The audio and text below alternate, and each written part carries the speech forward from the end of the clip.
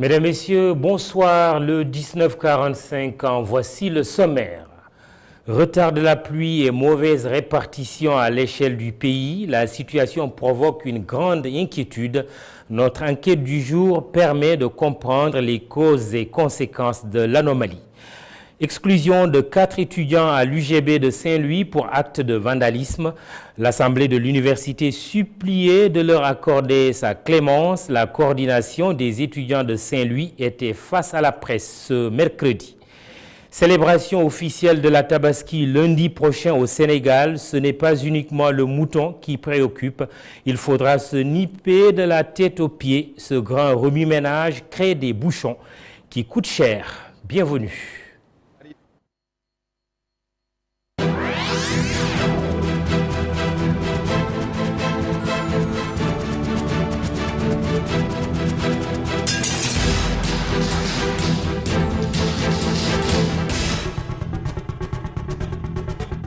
Hivernage, le Sénégal sue à grosses gouttes. Le retard de la pluie ajouté à sa mauvaise répartition dans le temps et dans l'espace inquiète sérieusement.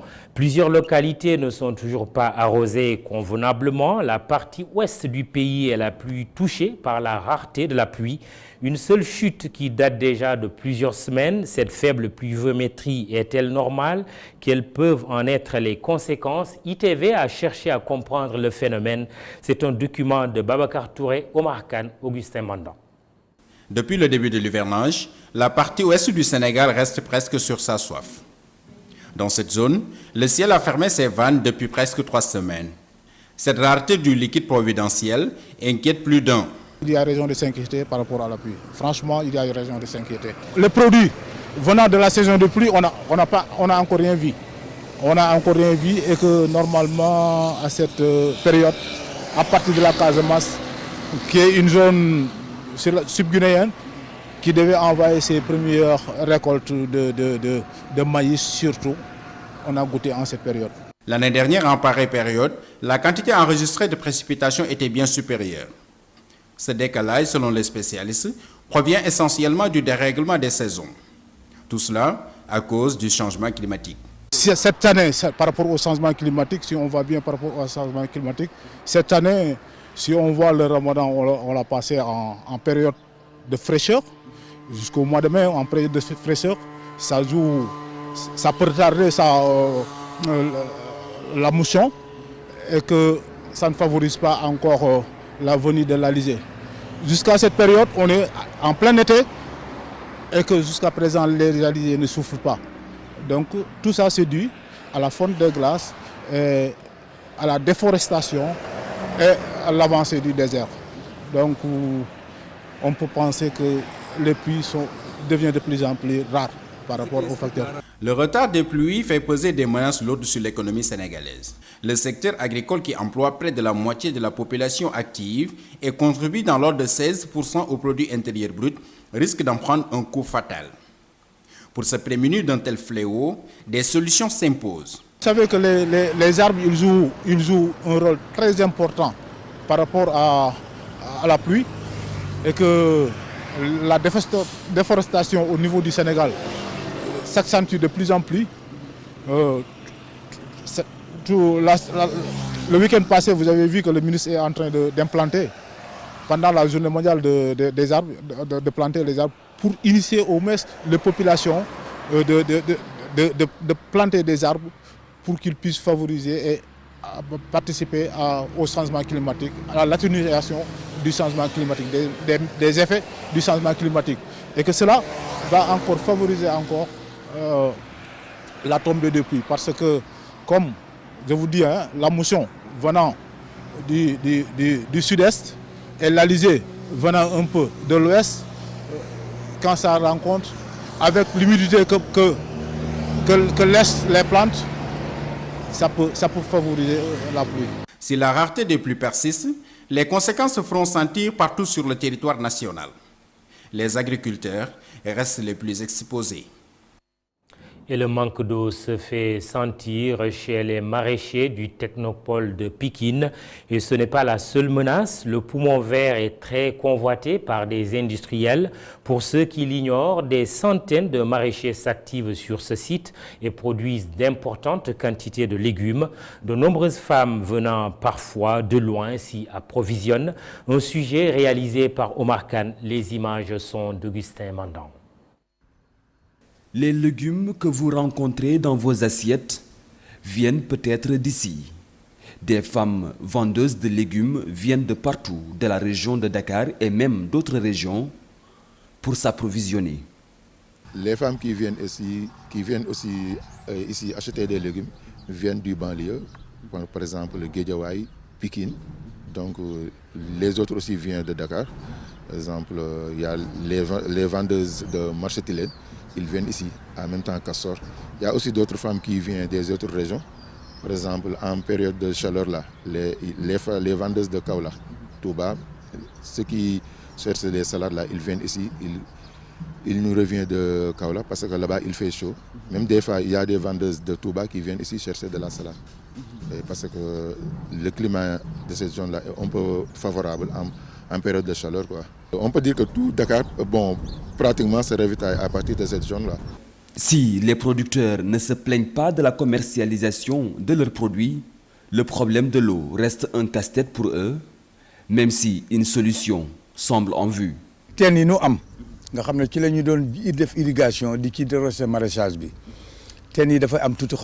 L'eau des puits que nous utilisons est salée. Ce n'est pas bon pour les plantes, ça retarde la croissance. L'État a investi pour que nous puissions avoir de l'eau en utilisant l'eau du centre d'épuration de Cambérène qui sera traitée. Ils ont déjà fait les installations, il ne reste que les branchements. À l'heure actuelle, Au-delà du manque d'eau, c'est le site même qui est menacé. La pilule de la reine nationale n'est pas encore passée, que des camions viennent squatter leurs plantations. Là où se trouve la reine aujourd'hui, il y avait de très bonnes terres et une eau très douce, ce qui donnait de belles légumes. Nous avons résisté pour qu'ils ne prennent pas les terres, mais on n'a rien pu faire.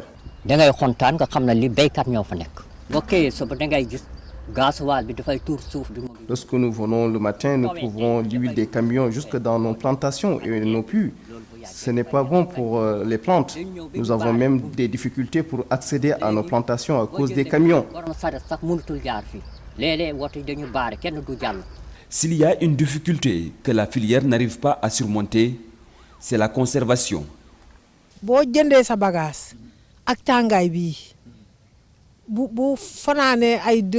Avec cette chaleur, si nous achetons les légumes, elles pourrissent en moins de 2 jours. Les navets et tous les autres légumes parce que nous n'avons pas de chambre froide où conserver les légumes. Du coup,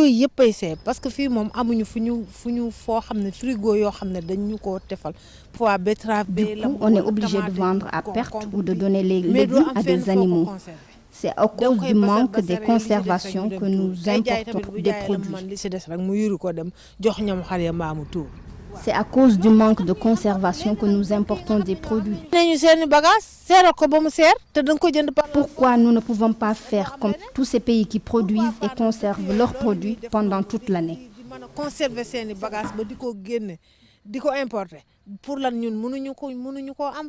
Ce problème de conservation engendre beaucoup de pertes et encourage l'importation, malgré les rendements largement supérieurs à la demande. Si l'on en croit le directeur de l'horticulture, c'est le secteur privé national qui doit s'impliquer dans le secteur. L'État n'aura jamais fini de faire, mais a fait l'essentiel de ce qu'il devait faire pour que ces productions augmentent. Maintenant, il reste quoi? Il reste également donc la distribution et la conservation. Pour cela, il faut un acteur autre. C'est l'acteur privé. En termes de pertinence, c'est même plus pertinent aujourd'hui d'investir pour garder ce surplus que d'investir pour chercher à augmenter une production. Le site de Technopole aiguise l'appétit de plusieurs industriels, sénégalais ou étrangers, qui voudraient y implanter des usines ou des stations de service. Ce que les maraîchers du site ne sont pas prêts à accepter. Le site fait office de poumon vert et peut être considéré comme le magasin de ravitaillement en légumes de la capitale. Changement de plan, affaire de la vandalisation du bureau du recteur de l'université de Saint-Louis. La coordination des étudiants de l'UGB a convoqué la presse ce matin pour demander la clémence en faveur de leurs camarades exclus. Une demande de grâce auprès de l'Assemblée de l'université, instance suprême qui a le pouvoir d'entériner ou de rejeter la mesure d'exclusion prononcée par la commission de discipline. Le président de la coordination des étudiants, Abdou Karim Sall, est avec ITV Saint-Louis. Il est au micro de Momar Alisnian et Amadou Sek. Je tiens à rappeler que ces événements du mercredi 10 avril 2019 sont les conséquences directes d'une négligence manifeste de l'autorité face à la précarité qui sévissait au sein de l'université, entre autres. Ces eaux usées qui se déversaient à tort et à travers dans nos chambres jusqu'à dans nos restaurants universitaires, ces ruptures incessantes et ces mauvaises prestations dans les restos, la promiscuité dans les chambres, le refus d'achever et de livrer les nouveaux logements, l'absence de Wi-Fi pour la recherche, la voirie interne, et j'en passe. Face à de telles situations, la CSL, après avoir épuisé toutes les voies de négociation, toutes les voies pacifiques, avait décidé, après avoir convoqué sa base, de poser des actes allant dans le sens de rétablir l'étudiant dans son droit le plus absolu. À la suite de la résolution de l'Assemblée de l'université, la CSL avait décidé de ne pas ni mêler, ni prendre la communauté estudiantine sanaroise comme bouclier, d'en assumer pleinement la responsabilité. C'est dans cette même logique que depuis l'annonce de la sanction, la CSL n'a entrepris aucune action, je dis bien aucune action, allant dans le sens de bloquer la pédagogie ou de faire office de violence. Depuis la résolution de l'Assemblée de l'université, la CSL avait décidé de ne ni mêler, ni prendre les étudiants comme bouclier, d'assumer pleinement la responsabilité. Et que depuis l'annonce de la sanction, elle n'a entrepris aucune action allant dans le sens de bloquer la pédagogie ou de faire office de violence. Elle compte recourir à tous les voies et moyens légaux qui lui sont permis pour faire revenir la commission à de meilleurs sentiments et sur sa décision. Cette affaire remonte au 10 avril dernier, rouge de colère du fait d'un problème d'assainissement persistant dans l'espace universitaire. Un groupe d'étudiants avait déversé des eaux usées dans le bureau du recteur. 4 d'entre eux seront exclus. Les détails avec Cheikh Hassan Affal. Le 10 avril dernier, des étudiants remontés contre l'insalubrité de leur cadre de vie décident de crier le ras-le-bol. Mais très vite, le mouvement dégénère. On avait décidé de manière symbolique, je dis très bien, symbolique, de prélever un calvaire de ce que nous vivons et de partir les partager devant le bureau des autorités pour qu'à leur niveau, ils savent qu'est-ce qu'on vit au campus. Mais quoi qu'on puisse dire, la foule, elle est folle, comme on le dit. Il y a toujours des débordements. Ce n'était pas l'objectif visé. L'objectif visé n'était pas d'entrer dans le bureau de l'autorité. La présence des eaux usées au sein de l'UGB n'est pas sans conséquences. Je vous dis, au centre médical, des fois on nous signale des cas de diarrhée répétitifs. Ceci n'a jamais existé ici à l'université de Saint-Louis. L'eau des fosses septiques, même dans le restaurant numéro 1, là où on produit des pains, l'eau se déverse là-bas. Là où des étudiants, des êtres humains sont censés se restaurer. Le recteur déplore tout autant la situation et annonce l'imminence d'une solution définitive. Pendant ce temps, la coordination des étudiants de l'université de Sanar se radicalise et indexe l'État.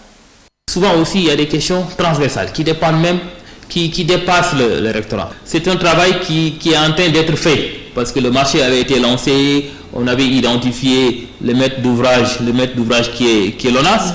Je pense qu'il restait juste de petits arbitrages à faire. On a eu à rencontrer le directeur général de l'ONAS. Il nous a dit là où le dossier bloque parce que l'État devrait verser 20% des travaux. Mais à ce moment où je vous parle, ceci n'est pas encore fait, raison pour laquelle l'ONAS ne peut pas commencer les travaux. Le 29 juillet, alors que toute la communauté universitaire semblait avoir oublié ces événements du 10 avril, le conseil de discipline de l'université Gaston Berger se réunit et la sentence tombe.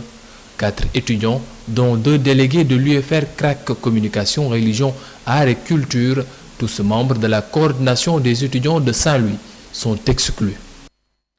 Tabaski, le compte à rebours, à J-5, la plus grande fête musulmane est dans tous les esprits. Il y a l'incontournable mouton, bien sûr, mais pas seulement. Chez les femmes, l'apparence est une donnée essentielle. Les salons de beauté sont pris d'assaut, rien n'est laissé au hasard pour faire plaisir et se faire plaisir. Reportage dans la banlieue dakaroise, Ndeye Mariam Gaye, Nar Diop. Le grand jour approche à grands pas. Les préparatifs de la Tabaski vont bon train, avec même un certain zèle. Du côté des femmes, on met les petits plats dans les grands. Se faire belle est la seule chose qui compte. À la cité Fadia, dans ce salon de beauté, la grande fête musulmane est sur toutes les têtes.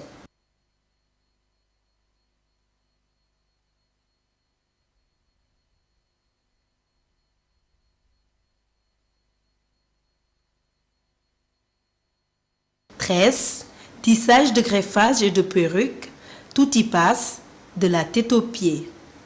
Puisque la pédicure et la manucure ne sont pas négligées pour atteindre les canons de la beauté, le feu d'artifice intègre aussi les faux cils et les ongles. Les esthéticiennes font tout pour satisfaire les clientes. Actuellement, les filles adorent les coupes carrées, les petites têtes. Elles font aussi la pédicure et manicure. Les faux ongles et cils aussi sont très prisés. Pour cette habituée du salon venue à la bonne heure s'arranger la tête, il n'est point question d'attendre la dernière minute. Je suis venue me faire belle car je n'aime pas faire la queue. En plus, c'est maintenant que tu peux avoir ce que tu veux et vaquer à autre chose. D'autres ont une stratégie différente. Faire tout de suite les premières touches et revenir la veille pour finaliser. Je suis venue faire la pédicure et manucure car je prépare la Tabaski. Après, je vais revenir me coiffer. Les Sénégalais célèbrent la Tabaski lundi pour la majorité. C'est aussi une occasion pour beaucoup de gens de soigner leur apparence. De pied en cap. Ndeye Mariam Gaye, le jour J donc, il faudra soigner son paraître. Les cordonniers maîtres chez eux dans leur domaine, ils sont presque inévitables. Les commandes explosent chez les deux genres. Martarguer et Sidigna ont fait le marché des chaussures. La Tabaski dans 5 jours. La concentration est de mise dans cet atelier de babouche.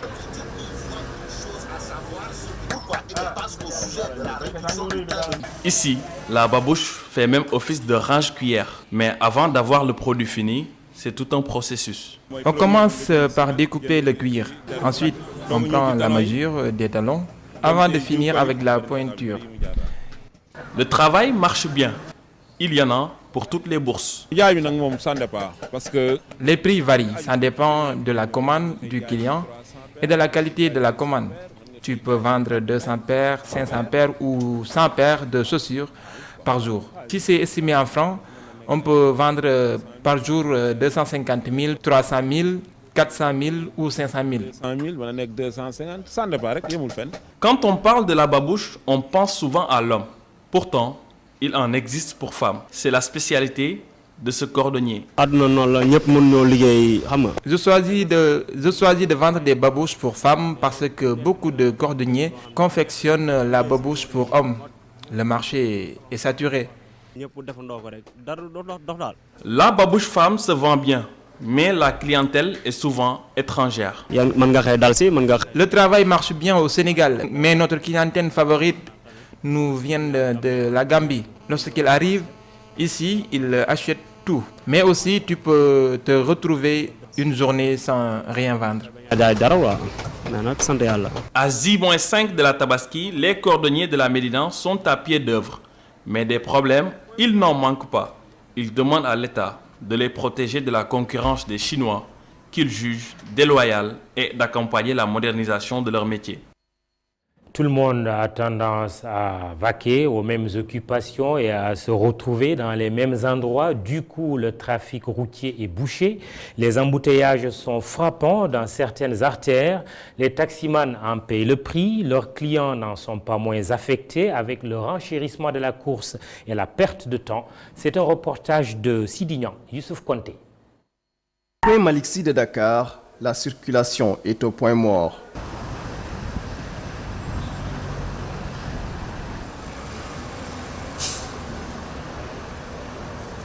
À quelques jours de l'Aïd el-Kabir, les bouchons deviennent de plus en plus nombreux. Une situation qui impacte négativement sur l'activité des conducteurs. C'est vraiment dur, on n'a même pas où passer pour conduire nos clients rapidement. Le pire, c'est que notre chiffre d'affaires baisse de plus en plus. C'est tellement dur que là où vous pouvez faire 20 minutes, maintenant c'est 2 heures d'horloge. C'est une énorme perte de temps. Malgré, ils disent qu'ils n'ont pas haussé le prix du transport. Nous ne pouvons pas augmenter le prix parce que tout simplement c'est le client qui fixe le prix. Il vous force son prix alors que tout le monde a remarqué que le prix du carburant a connu une hausse. Certains clients ont bel et bien constaté une hausse des tarifs. Mais bien sûr que les taximans ont augmenté le prix du transport. Par exemple, moi, je payais 2000 francs entre ici et les HLM, mais aujourd'hui c'est à 3500 francs CFA. Ces embouteillages n'impactent pas que sur les conducteurs, les citoyens aussi en souffrent. Les parkings, les stationnements vraiment anarchiques qu'on voit ici à Dakar, ça c'est la première chose déjà. Et surtout à l'approche des fêtes, vraiment c'est compliqué. On voit des gens qui font des contournements à des sens interdits, ça aussi ça pose problème. Des taxis et des cars qui font descendre des clients comme ils veulent, tout en n'étant respectés. Sans respecter quand même les positions des stationnements. Ça aussi, ça pose problème côté embouteillage. Ce mercredi matin, en allant au travail, il a vécu une situation difficile. Oui, parfois on s'est dit on va prendre un taxi pour que ça soit rapide, mais l'embouteillage ne connaît pas ni taxi ni bus. Donc que ce soit bus ou bien particulier, un embouteillage c'est un embouteillage. Donc parfois tu prends un taxi. Moi ce matin en venant j'ai dû prendre un taxi, mais j'étais en retard, c'est la même chose. Parce qu'il n'y a pas une voie réservée aux taxis ni aux particuliers. Les ambulances aussi, ça pose problème parce que la dernière fois, on a eu un accident ici, là où je vous parle. Finalement, pourquoi l'élément était décédé? Parce que tout simplement, soit c'est les embouteillages, parce qu'il n'y a pas de voies qui sont réservées aux voitures comme les ambulances. Donc les ambulances empruntent les mêmes voies que les voitures particulières aussi, les transports en commun. L'on ressent ces embouteillages jusque dans les arrêts de bus. Depuis 15 minutes. Depuis un quart d'heure, je suis en train d'attendre le bus. Mais il n'arrive toujours pas et je crains de faire 1 heure de temps ici. C'est vraiment dur. En cette veille de Tabaski, la ville de Dakar est devenue trop étroite à cause des embouteillages constatés dans les rues et ruelles de la capitale sénégalaise.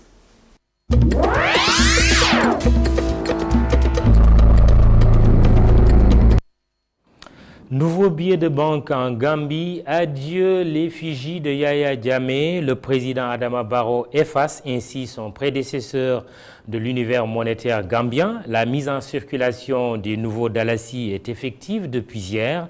Une page d'histoire se tourne. Amadou Bari à Banjul pour ITV. Une audience avec le président Adama Barrow Bakary Jammeh, le gouverneur de la Banque centrale de Gambie, a profité pour présenter à la nation les spécimens de nouveaux billets de banque. Selon le gouverneur de la Banque centrale, mettre en circulation des billets de banque signifie que cela se fait par l'intermédiaire des banques commerciales et le timing n'est pas fortuit. À l'entendre, la Banque centrale a profité du contexte d'avant Tabaski avec la forte demande de liquidité pour les mettre en circulation. Dans cette déclaration, il précise que les anciens billets seront toujours valables jusqu'à nouvel ordre.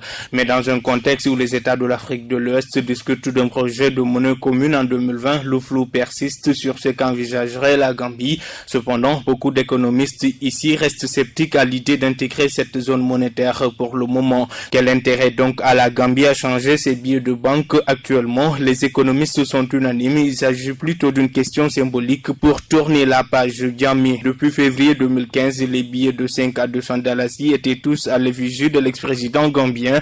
Les images de l'ancien président et autres caractéristiques qui n'ont rien à voir avec le pays ont été supprimées des nouveaux billets, a annoncé le gouverneur. Sur les nouveaux billets figurent des images de la nature, différentes espèces d'oiseaux, des sites historiques et différents corps de métier. Cependant, des membres influents de la société civile ont émis des critiques sur le visage de nouveaux billets. Ils regrettent ce qu'ils appellent le manque de consensus avant l'impression de nouveaux spécimens. À noter que ce nouveau spécimen comprenne des billets de 10, 20, 50, 100 et 200 dalasi. L'actualité africaine, c'est aussi la RDC. Les consultations pour la formation du gouvernement ont débuté ce mercredi. Hors du continent, le Pakistan expulse l'ambassadeur indien et suspend le commerce bilatéral. En Asie toujours, l'Afghanistan, où 14 morts et 145 blessés ont été comptabilisés dans un attentat à Kaboul. Récit El Haj Malik Sissé. Les consultations officielles pour la formation du gouvernement en République démocratique du Congo ont débuté ce mercredi. Le nouveau Premier ministre va recevoir les chefs de délégation de CACH et du FCC. C'est une première étape, mais il y en aura d'autres. Le président Félix Tshisekedi et son Premier ministre ont déjà consulté et reçu différentes personnalités depuis la fin des négociations sur la répartition des postes entre les coalitions du nouveau et de l'ancien chef d'État. Là, on insiste de part et d'autre sur le caractère formel de ce dernier cycle de consultation qui devrait amener à la formation du gouvernement. Mais ça fait 7 mois qu'on entend ces mêmes mots. La composition devrait être connue dans les tout prochains jours, dimanche au plus tard, le 15, assure un proche du président.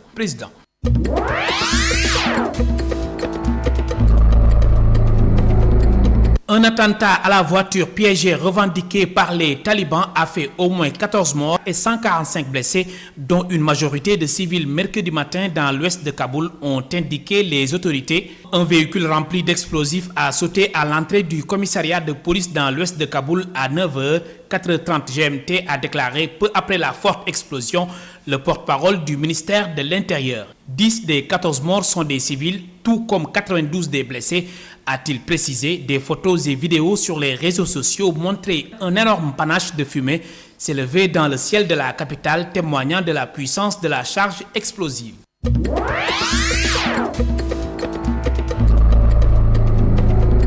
2 jours après que le gouvernement indien a annoncé abroger l'autonomie du Cachemire, le Pakistan, qui revendique la souveraineté sur cette région, lance une forte réponse diplomatique. Islamabad renvoie l'ambassadeur indien et met fin à toute relation commerciale avec son voisin indien. Une réponse ferme mais attendue. La décision a été prise au cours d'une réunion du Conseil de sécurité nationale présidée par le Premier ministre Imran Khan en présence de plusieurs ministres et de plusieurs généraux de l'armée. Tous les canaux diplomatiques sont enclenchés, mettent au grand jour le régime indien brutal et ses violations des droits de l'homme, lit-on dans un communiqué officiel.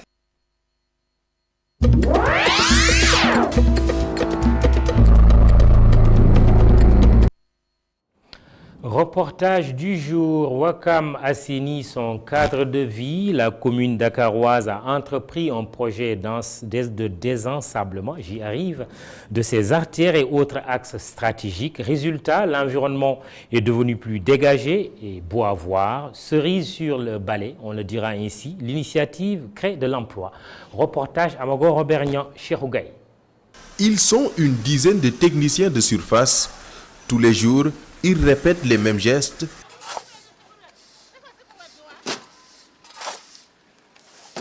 Leur travail consiste à désensabler les artères de Wakam afin d'améliorer le cadre de vie.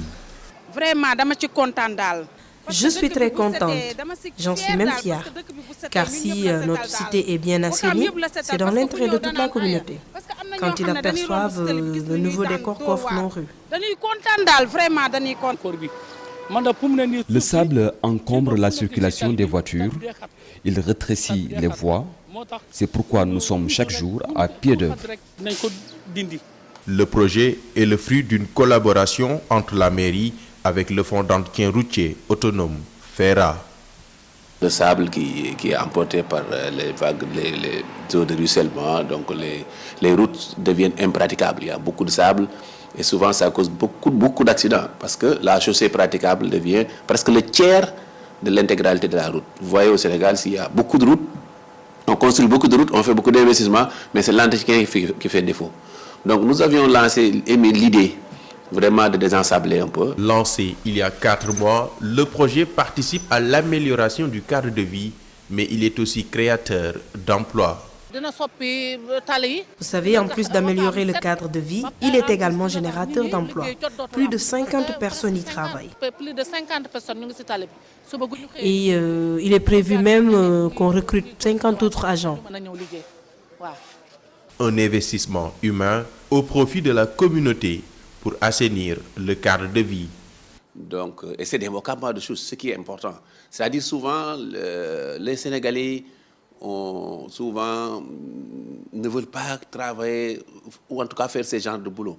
Mais je pense que c'est même noble. Les gens devaient se lever pour le faire uniquement sans en tout cas contrepartie financière, mais le faire pour le cadre de vie. Avec un coût global de 50 millions de francs CFA, le projet est bien accueilli par les Wakamois et de son côté, la mairie compte exécuter des programmes similaires, notamment celui dénommé Tout à l'égout, une initiative visant à éliminer les fosses septiques dans la commune. Tabaski, se faire belle ou beau dans un beau cadre de vie. Il n'y a rien de tel. Hier, juste après moi avec Sophia Ba, un peu plus tard dans la soirée du Kipribari, Soda Diakoumpa. Demain, retrouvé dans le 1945, Khalifa Diakhaté. Merci, excellente soirée.